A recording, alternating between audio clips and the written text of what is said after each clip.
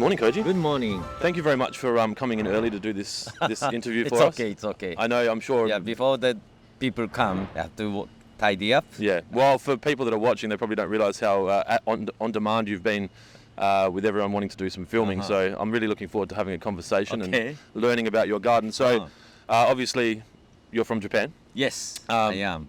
You've come to Australia specifically for the For only this time, only for this show. Yep. And I go back to tomorrow. Yep. Yeah. It's almost 10 days. I started this garden. And so how does it come to, a conversation between you and, I'm guessing, Martin from Semken about doing a show garden together? Is this something that happens a year ago or? Yes, it just, I think 2009, I made the Japanese garden here and I got the best in show.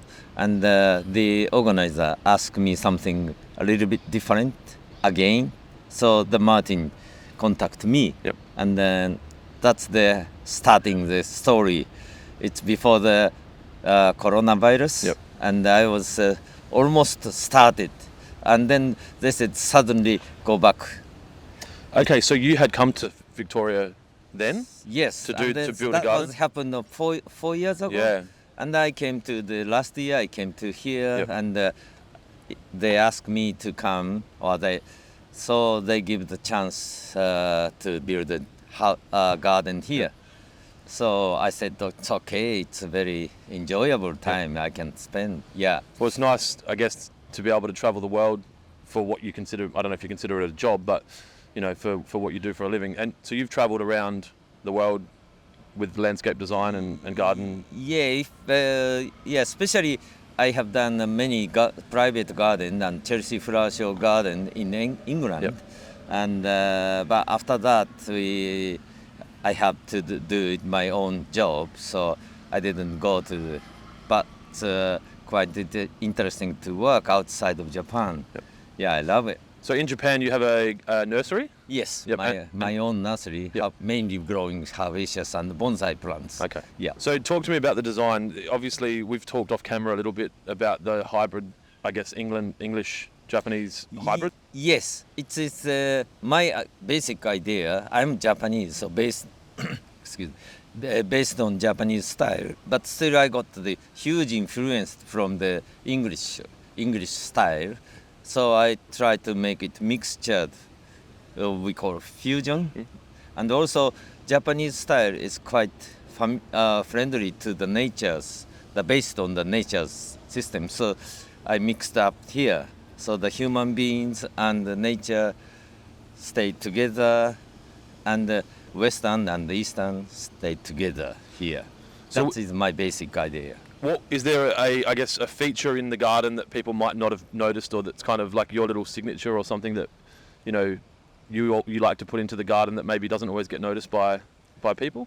No, it's if the people come to here and watch with flowers and sort of the native natural rocks, and even the brickworks is not straight. Nature never have straight line, so it's all nice curved, soft curves, and using a lot of the natural stones, rocks. It's all materials available in local nursery or suppliers.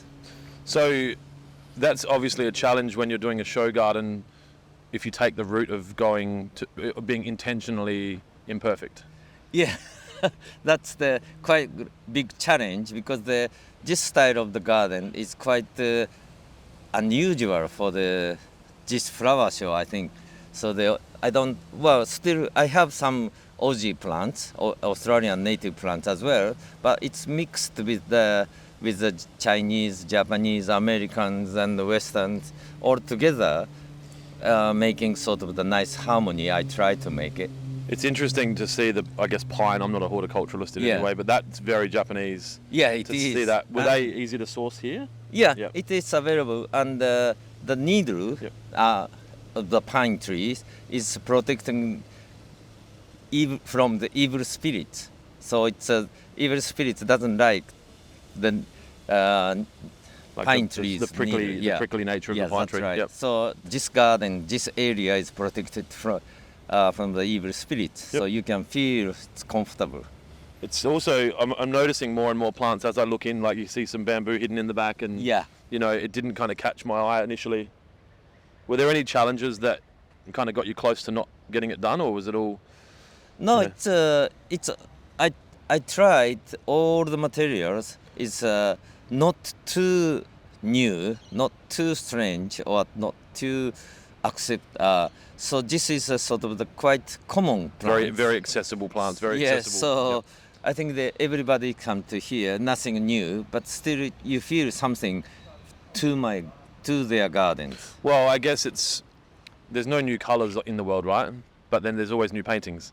Yeah. So you've just used readily available products to make a new picture, I guess, for lack of a better term.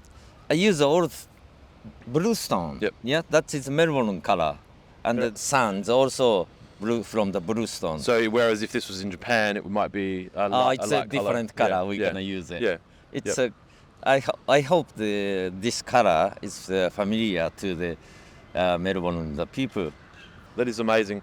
It was really nice talking to you. Thank you so much for your time. Thank you. Hopefully you get back. Do you think this is something that you continue to do? If somebody asks me to come, but I love to come. Yeah, this country is so peaceful and so comfortable. Yeah.